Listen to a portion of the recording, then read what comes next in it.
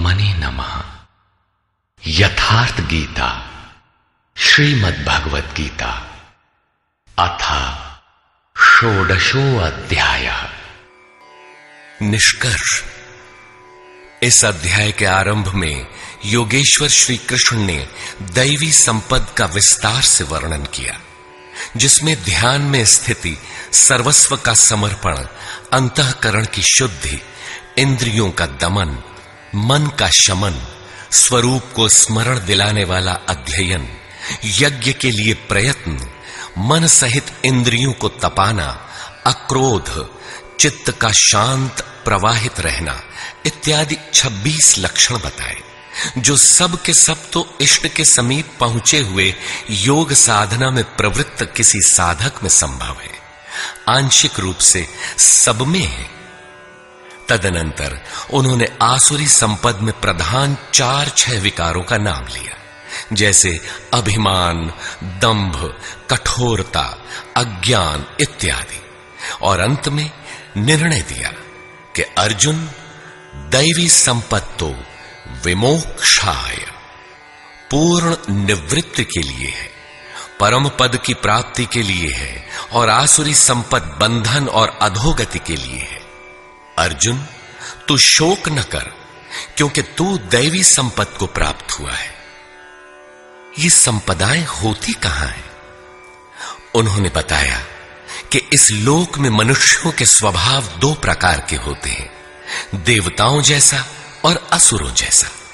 जब दैवी संपत्ति का बाहुल्य होता है तो मनुष्य देवताओं जैसा होता है, और जब आसुरी संपत्ति का बाहुल्य होता है तो मनुष्य असुरों जैसा है।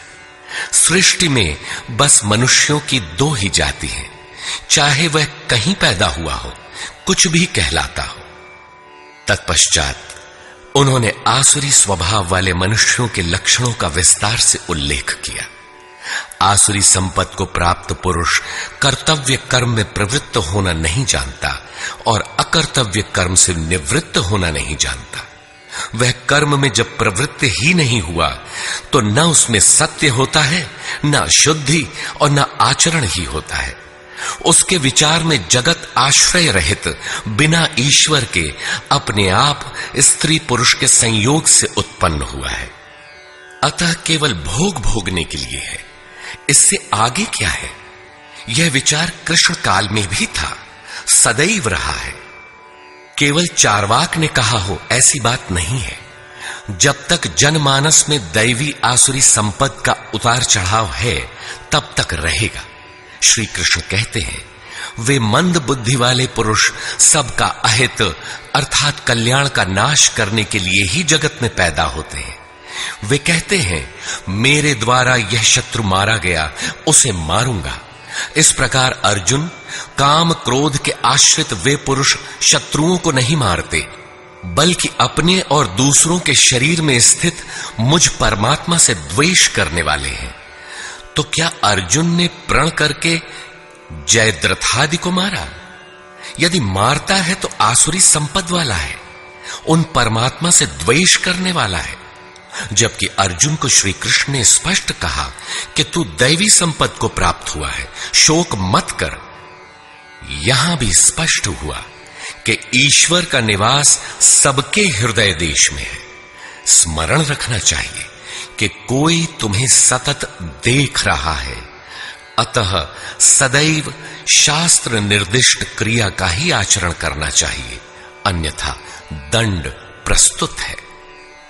योगेश्वर श्री कृष्ण ने पुनः कहा कि आसुरी स्वभाव वाले क्रूर मनुष्यों को मैं बारंबार नरक में गिराता हूं। नरक का स्वरूप क्या है?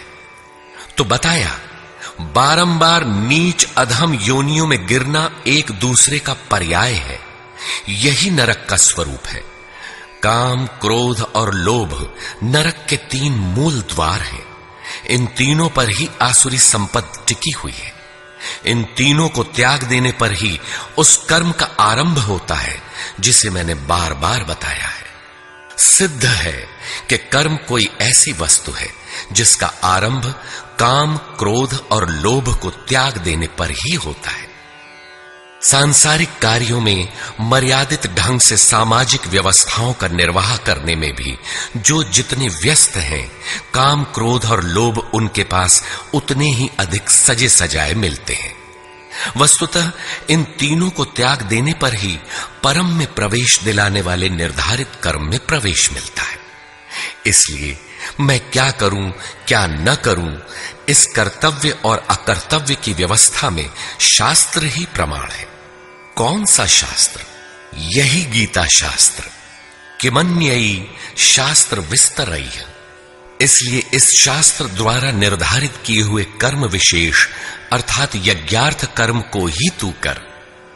इस अध्याय में योगेश्वर श्री कृष्ण ने दैवी और आसुरी दोनों संपदाओं का विस्तार से वर्णन किया, उनका स्थान मानव हृदय बताया, उनका फल बताया।